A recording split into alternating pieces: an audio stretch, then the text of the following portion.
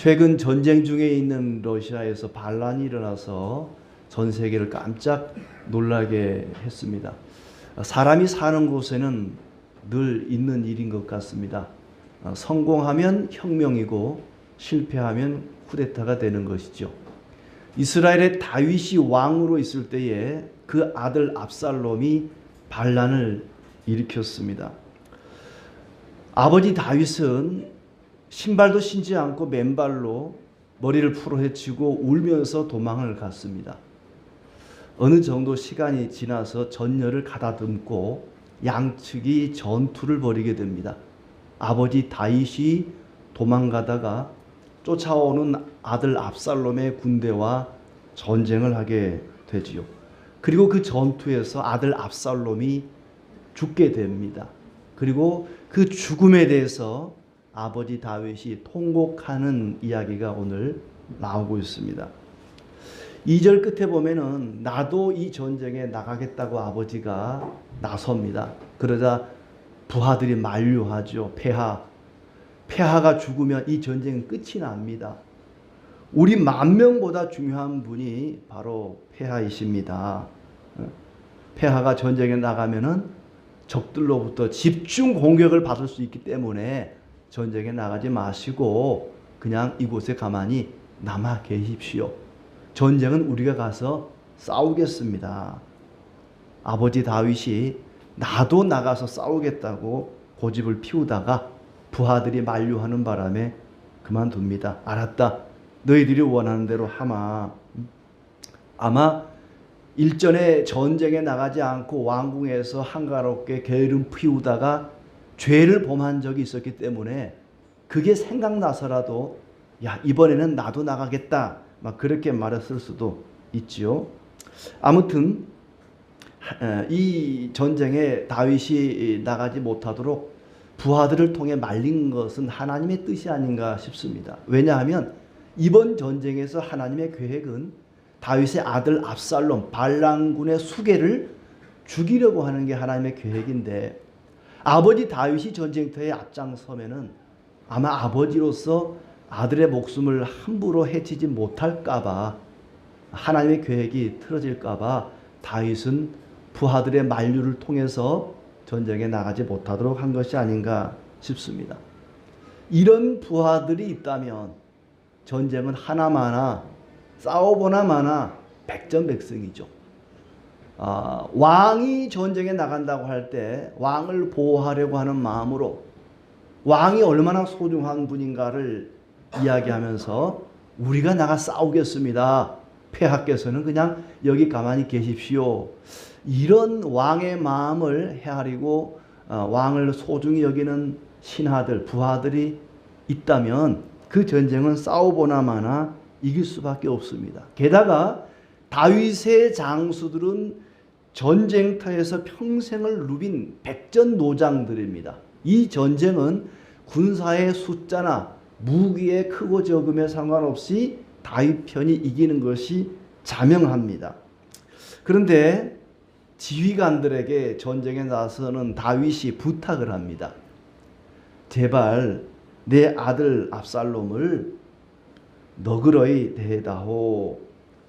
5절에 보시면은 나를 위하여 젊은 압살롬을 너그러이 대우하라 그렇습니다. 나를 위해서 젊은 압살롬을 너그러이 대해달라. 함부로 죽이지 말라는 부탁이었습니다.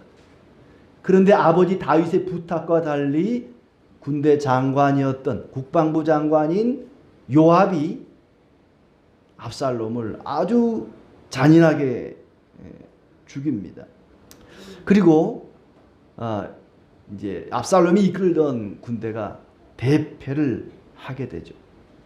압살롬이 노새를 타고 가는데 그 머리카락이 치렁치렁 바람에 날릴 정도로 그렇게 길었는데 그 머리카락이 상수리 나무에 척 걸려버린 거예요. 노새는 그냥 밑으로 쏙 빠져나가고 압살롬이 상수리 나무 가지에 걸려서 대롱대롱 달려 있습니다. 어떤 한 병사가 그 소식을 요압 장군에게 알리죠. 적장 압살롬이 상수리 나무에 걸려 있습니다. 오도 가도 못하고 있습니다. 보고했더니 요압이 하는 소리가 너 그럼 그놈을 죽이고 오지 왜 그냥 왔느냐? 네가 그놈을 죽였으면 큰 상을 받았을 텐데 왜 그냥 왔느냐? 그리고 군사를 이끌고 가서 직접 자기 손으로 압살롬을 죽입니다. 사지가 절단되고 내장이 다 튀어나오고 난도질을 당해서 길가에 있는 구덩이에 던져지고 돌무더기에 쌓이게 됩니다. 이 전쟁의 결과를 보고받고 다윗이 탄식을 합니다. 그것이 33절의 내용입니다. 왕의 마음이 심히 아파서 울었다고 말합니다. 내 아들 압살롬아, 내 아들 압살롬아, 차라리 내가 너를 대신하여 죽었다면 압살롬 내 아들아 하였더라. 길지 않은 이야기 속에 다윗의 마음이 담겨 있습니다. 심장을 도려내는 통곡을 토하고 있습니다. 이 다윗의 통곡을 통해서 그 통곡의 의미를 세 가지로 생각해 보고자 합니다. 첫째로 이 통곡은 자식을 잃은 부모의 탄식입니다. 자식의 죽음 때문에 다윗은 통곡하고 있습니다. 아무리 자식이 반란을 일으켰어도 그 자식이 죽었는데 기분 좋은 부모가 없을 겁니다. 반란의 수괴가 죽은 것은 잘한 일입니다. 잘된 일입니다. 그러나 그 죽은 사람이 내 아들이라고 할 때, 자기 자식이라고 할 때는 또 생각이 달라지겠지요. 젊은 압살롬을 너그러이 대우하라. 내 아들 젊은 압살롬을 너그러이 대우하라. 이렇게 부탁을 하는 이유가 뭐겠습니까? 젊은 압살롬, 이 젊은 압살롬 이 표현은 철부지 그런 말입니다. 철이 없는 아들이다. 비록 자기 이 백성과 군대가 볼 때는 반역자지만 아버지 다윗의 입장에서 보면은 아직 철부지 어린 아들에 불과합니다. 내 아들이 철이 없어서 반란을 일으킨 것이니 여러분은 내 아들을 함부로 대하지 말고 그를 좀 살려서 잡아오시오. 이 다윗이 자기 아들 압살롬을 함부로 대하지 말아달라고 부드럽게 감싸달라고 얘기합니다. 죽이지 말고 생포해 오시오. 상처나지 않게 조심하시오. 이럴 수 있을까? 적과 지금 싸움을 하는데, 전쟁을 하는데 적의 수장을 죽이지 말고 부드럽게 감싸서 데리고 오래요. 왜 그래요? 아들이니까. 아들이 아니었더라면 이런 말을 안 했을 겁니다. 이게 아버지의 마음이죠. 분명히 이 전쟁에서 이기고 싶긴 한데 적장을 죽이지는 말아다오. 부드럽게 감싸서 안전하게 데리고 오라고 부탁을 합니다. 그리고 자기가 직접 전쟁에 나서겠다고 이야기를 합니다. 왜 그랬을까요? 부하들에게 그냥 맡겨놨다가는 자기 아들을 죽일 것 같거든요. 전쟁을 하다가 적장을 죽일 수 있지 않습니까? 자기가 나서야만 아들을 죽이지 않고 고스란히 데려올 수 있을 것 같아요. 그래서 아마 과거에 지은 그 죄 때문이기도 하지만 자기 아들의 목숨을 살려서 데려오기 위해서라도 내가 가겠소. 내가 전쟁에 나가겠소. 부하들이 말립니다마는 그럼에도 제발 내 아들만큼은 죽이지 말고 부드럽게 감싸서 데려오십시오. 이것이 부모의 마음입니다. 압살롬은 다윗만 죽이면 된다고 생각했습니다. 다른 군대는 고스란히 사로잡아야만 내 밑에 둘 수 있으니까 압살롬이 생각할 때는 다윗만 죽이면 된다고 생각을 했어요. 근데 다윗은 다른 사람 다 죽어도 압살롬만 살리면 된다고 생각했습니다. 자식이 부모에게 할 수 있는 최악의 행동을 압살롬은 한 겁니다. 반면에 부모가 자식에게 할 수 있는 최선의 행동을 다윗은 한 것입니다. 다른 사람 다 죽어도 괜찮으니 내 아들만큼은 살려다오. 이것이 아버지의 마음이고 그에 반해서 아들 압살롬은 다른 사람 다 살려도 괜찮으니 우리 아버지 다윗만큼은 내가 죽여야겠다. 그래야 내가 온전한 왕이 될 수 있거든요. 참 못된 아들이지요. 그리고 좋은 부모입니다. 차라리 내가 죽었으면 네가 살았을 것을, 이런 탄식을 하는 거예요. 내가 너를 대신하여 죽었다면, 이 말은 내가 죽었으면 너는 살 수 있었을 텐데 다윗이 죽지 않고 살았기 때문에 압살롬이 죽은 거잖아요.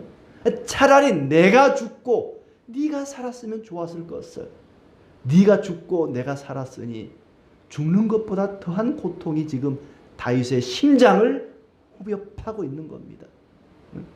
비록 전쟁을 했지만 적장 반란의 수괴인 압살롬이 죽는 것을 결코 원하지 않았습니다.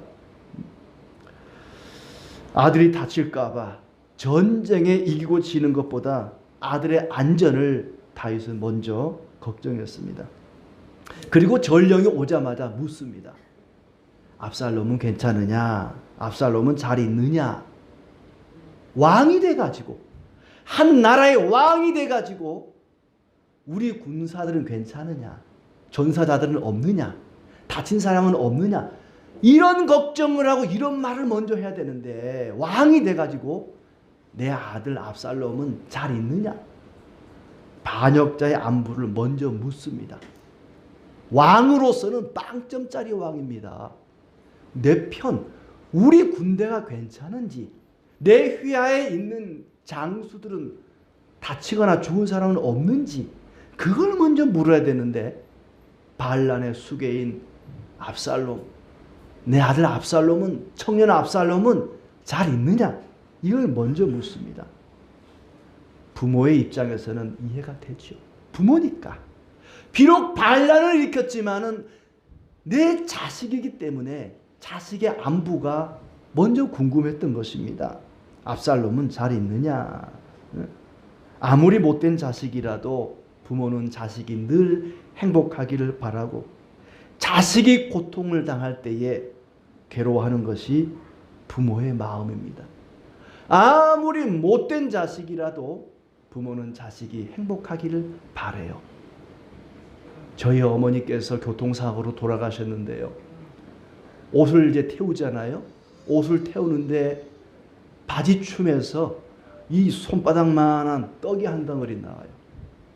새벽 시장에 가서 못된 아들 준다고 떡 한 덩이 사오다가 교통사고로 세상을 떠나셨어요. 저희 형님이 되게 못됐거든요. 경찰서를 안방 삼아 늘 드나드시고 술로 밥을 대신해서 그렇게 지금도 그렇게 살아가고 계세요. 그런 못된 자식인데도 부모의 마음은 그 자식에게 떡 한 덩이 먹이겠다고 하는 것이, 그게 부모의 마음이죠. 아무리 반란을 일으켰어도 그 아들이 온전히 안전하게 행복하게 살기를 바라는 것이 아버지 다윗의 마음입니다. 백성들 앞에서 자신의 감정을 숨기지 못하고 통곡을 합니다. 이렇게 사느니 차라리 죽는 게 낫다. 어떤 부모가 자식을 죽이고 두 다리 뻗고 잠을 잘 수 있겠습니까? 다윗은 전쟁에서는 이겼지만 죽는 것보다 더한 고통을 겪게 됩니다. 그도 그럴 것이, 압살롬은 아버지 다윗만 반역한 것이 아니라 하나님을 거역한 죄인이거든요. 회개하지 않고 그냥 세상 떠난 거에 대해서 너무나 가슴이 아픈 것입니다. 압살롬이 돌아와서 회개하고 뉘우치고 하나님을 경외하는 그런 믿음의 아들로 세상을 떠났으면 좋았을 텐데 회개할 기회도 없이 세상을 떠난 것입니다. 다윗은 하나님께 기도할 때에 사무엘하 7장 29절에 보면은 종의 집이 영원히 복을 받게 하옵소서, 이런 기도를 합니다. 종의 집이 영원히 주님 앞에 살며 복 받기를 원합니다. 우리의 아들들이 자자손손 하나님을 경외하고 하나님을 섬기며 하나님께 복 받기를 원한다고 기도했는데, 이 압살롬이 하나님께 회개하지도 못한 채 그냥 세상을 떠나고 말았습니다. 육체의 죽음만 죽음이 아닙니다.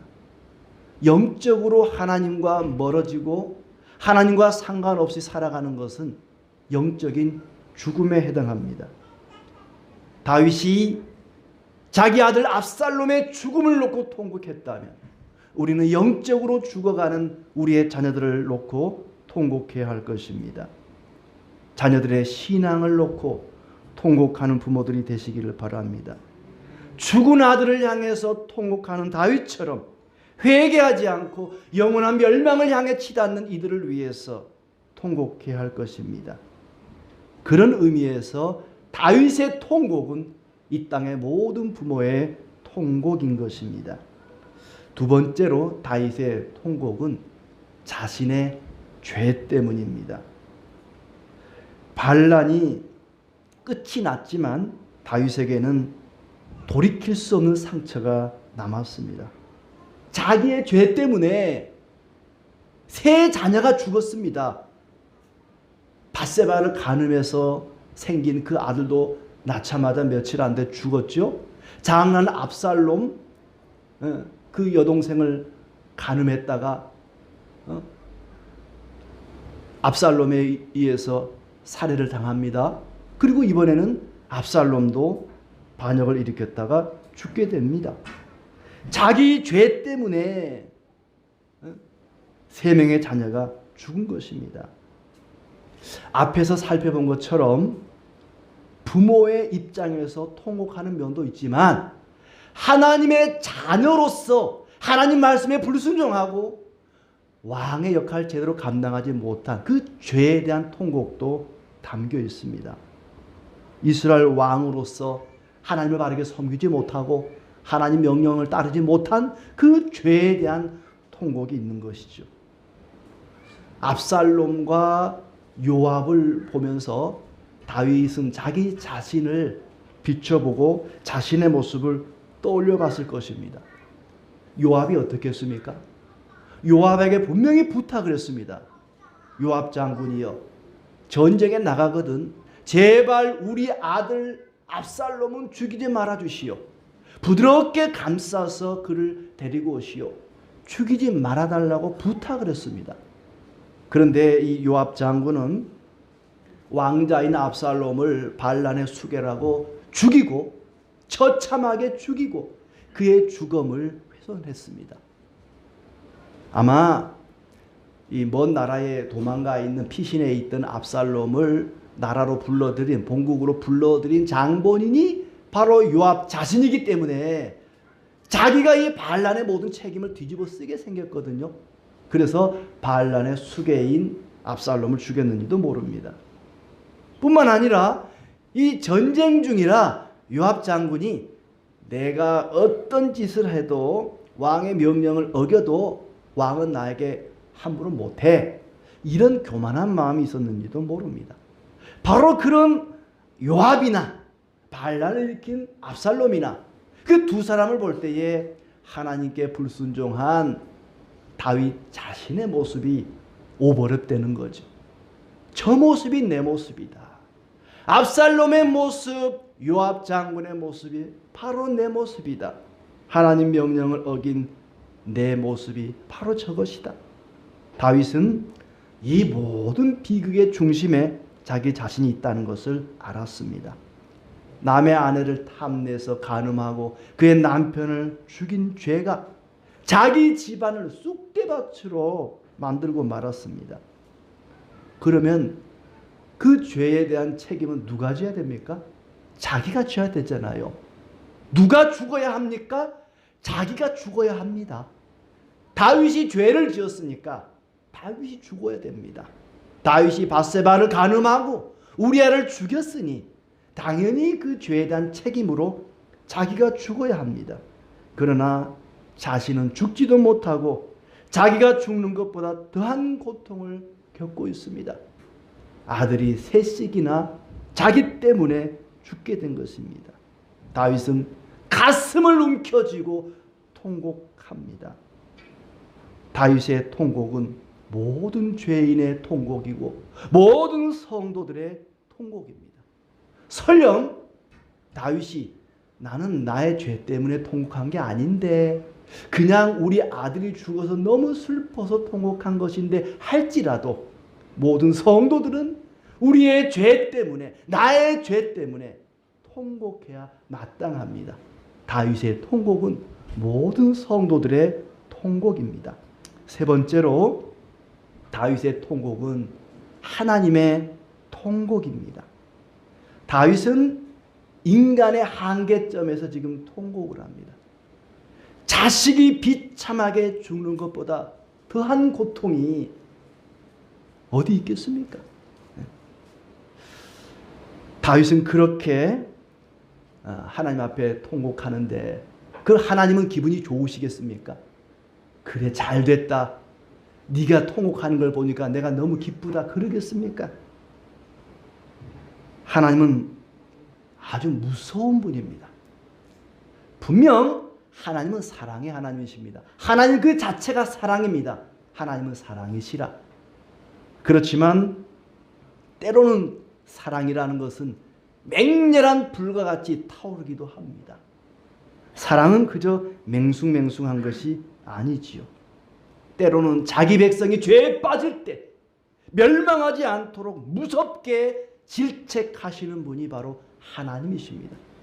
하나님은 사랑의 하나님이시지만은 동시에 자기의 백성을 위해서 징계하시는 그런 무서운 분으로 표현되기도 합니다. 어떤 엄마가 젊은 엄마가 어린 아들이 문방구점에서 늘 남의 물건을 훔치고 도둑질하고 그러니까 너무 속이 상해서 이 아들 손목을 질질 끌고 가면서 집에 가가지고 식칼을 들고 나와가지고는 이놈의 자식 손목대기를 그냥 잘라버리겠다고 막 칼을 들고 사람들 앞에서 진짜 자른다는 건 아니죠. 제발 나 좀 말려주세요. 그런 뜻이죠. 나 좀 말려달라고 이놈의 자식 그냥 왜 그러겠습니까?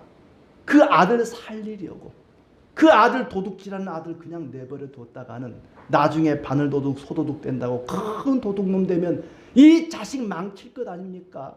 그래서 그 부끄러움을 무릅쓰고 사람들 보는 앞에서 그 난리를 피우는 거죠.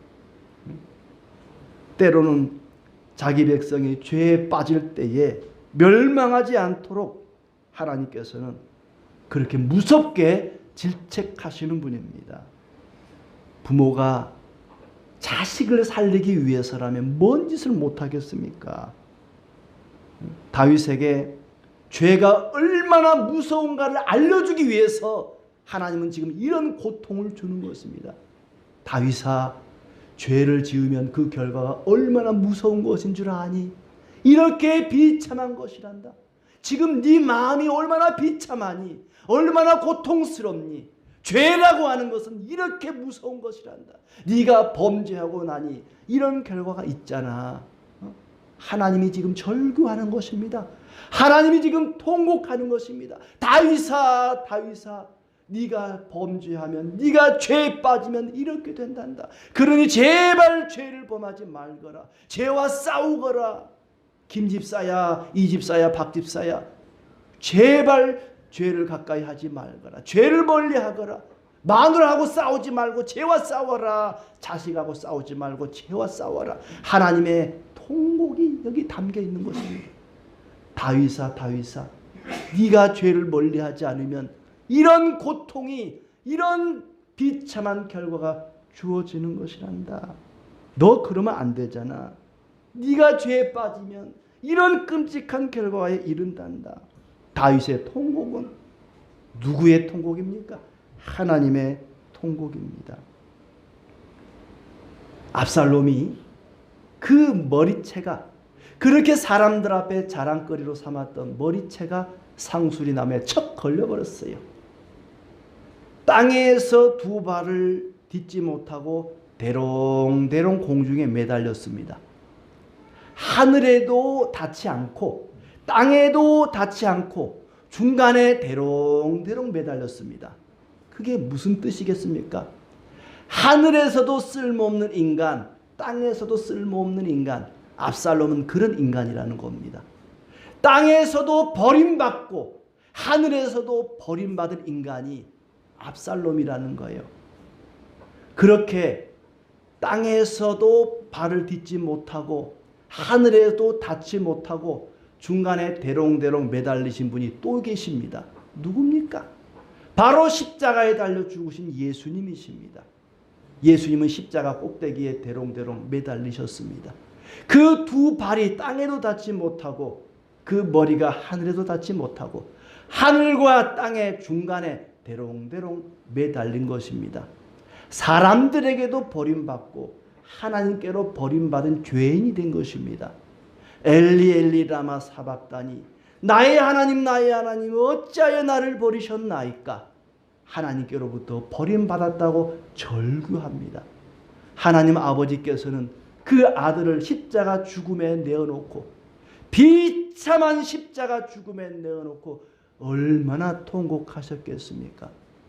인간의 죄 때문에, 나의 죄 때문에, 우리의 죄 때문에 아무 죄 없으신 독생자 예수님이 십자가에 그렇게 비참하게 매달리신 겁니다. 하나님 아버지께서 그 아들 예수님의 죽음을 놓고 절규하지 않으셨겠습니까? 통곡하지 않으셨겠습니까? 압살롬의 죽음을 놓고 다윗이 통곡하듯이 하나님 아버지도 통곡하십니다. 예수님의 그 십자가의 죽음은 죄의 결과가 얼마나 비참하고 끔찍한 것인가를 우리에게 가르쳐 주는 것입니다. 예수님의 십자가야말로 하나님의 사랑의 결정체이면서 동시에 죄의 끔찍함을 우리에게 일러주는 대목입니다. 하나님 아버지의 통곡과 다윗의 통곡이 오버랩되는 대목입니다. 죄인은 이렇게 되는 것이다. 그러니 죄를 멀리 하라는 얘기입니다. 죄를 가볍게 여기지 말고 피 흘리기까지 죄와 싸워야 할 것입니다. 그렇지 않으면 나 때문에 하나님이 통곡하십니다. 죄와 싸우지 않으면 우리는 압살롬처럼 십자가에 달리신 예수님처럼 비참한 결과를 맞이할 것입니다. 나의 죄 때문에, 우리의 죄 때문에 하늘과 땅 사이에 매달려 살이 찢기고 피를 흘리신 그 예수님을 생각하면서 거룩한 성찬에 참여하시기를 바랍니다.